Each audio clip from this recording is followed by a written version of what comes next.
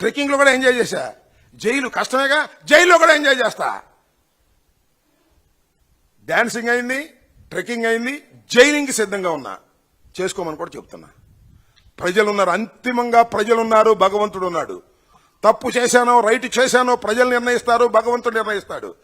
వీళ్ళు కాదు, vigilance department కాదు, పోలీసులు కాదు, చంద్రబాబు కాదు, లోకేష్ కాదు. మీరు నిర్ణయించేది, మీరు అనుకునేది పార్షియల్.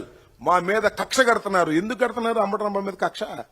రోజు మాట్లాడుతున్నాడనేగా, మీ బండారం బయట పెడుతున్నాడనేగా, దేనికి భయపడలేదనేగా. అంతకన్నా ఏముంది చెప్పండి నాకు. నేను ఎంత అవినీతి పరుని నేను అనుకుంటున్నారు ప్రజలు. నా సత్యనపల్లిలో అడగమని చెప్తారు.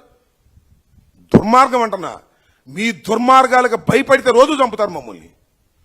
భయపడకపోగా ఉంటే ఒకేసారి చేస్తాం, ఒకేసారి జైలుకి వెళ్తాం, సిద్ధం.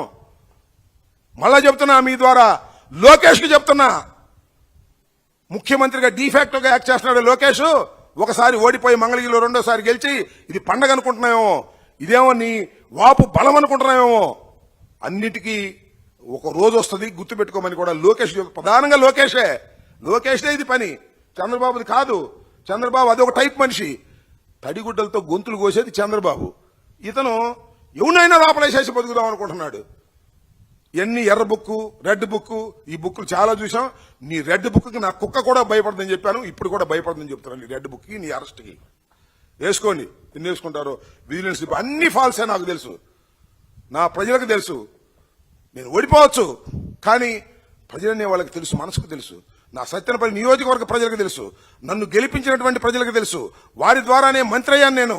వాళ్ళని అడగండి. జగనన్న కాలనీలో నేను కక్కుర్తి పడ్డానా? ఉద్యోగాల దగ్గర డబ్బులు తీసుకున్నానా? ఏం మాట్లాడుతున్నారు మీరు? ఓ కట్టగట్టేస్తున్నారు. కోడి పందేలా, పేకాట్లా నేను ఆడించానా? ఎప్పుడైనా చూసారా మీరు పత్రికల్లో? సత్యనపల్లి ఎప్పుడైనా కోడి పందెం జరిగిందా? పేకాట జరిగిందా ఎప్పుడైనా నేను 5 సంవత్సరాల అధికారంలో ఉన్నప్పుడు?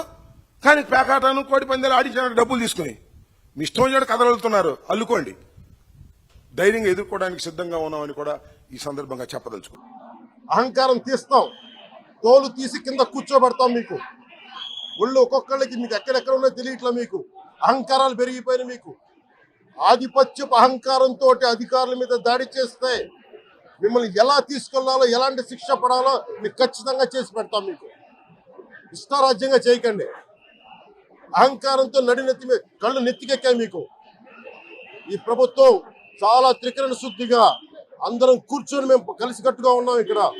ఇది కూటమి ప్రభుత్వం, ఇది వైసీపీ ప్రభుత్వం కాదు. ఇది ఇష్టారాజ్యంగా మీరు చేస్తారంటే కామ్గా కూర్చునే ప్రభుత్వం కాదు. మీకు ఎలా చేస్తే, ఎలా నియంత్రిస్తే మీకు కిందకు వస్తారో మేము చేస్తాం. మీరు గాల్లో విహరిస్తూ ఉన్నారు. 11 సీట్లు వచ్చిన ఇంకా గాల్లో విహరిస్తున్నారు. మొత్తం మీకు ఎలా కిందకి దించాలో మాకు బాగా తెలుసు. చేస్తూ బయటకు వచ్చి మాట్లాడాలి. భవిష్యత్తులో ఇలాంటి నాయకులు మళ్ళీ ఎన్నికల్లో పాల్గొనాలంటే కూడా వాళ్ళకి భయం రావాలి. మీరు ఆ స్థితిలో ప్రజలు కూడా దీన్ని అప్రమత్తంగా మీరు కూడా దీనికి బాధ్యత వహించండి. మేము ప్రభుత్వం మీకు అండగా ఉంటుంది. వ్యక్తిని కూర్చొని దుర్భాషలాడుతూ, బూతులు తిడుతూ, కులం పేరు మీద దూషిస్తూ ఇది కూర్చోబెట్టి ఇది ఒక పరిపాటి అయిపోయింది. ఇది ఇక్కడతో ఆగాలి. ముఖ్యంగా రాయలసీమ ఎక్కడైతే ఉందో మీకు ఇలాంటి ఆధిపత్యపు ధోరణి ఉందో దీన్ని అందరూ సమిష్టిగా ఎదురు తిరగాలని మనస్ఫూర్తిగా నేను ఆకాంక్షిస్తున్నాను. మీరు కూడా పాల్పంచుకోమని కోరుకున్నా. అలాగే చాలా స్పష్టమైన ఆదేశాలు ఇచ్చాం.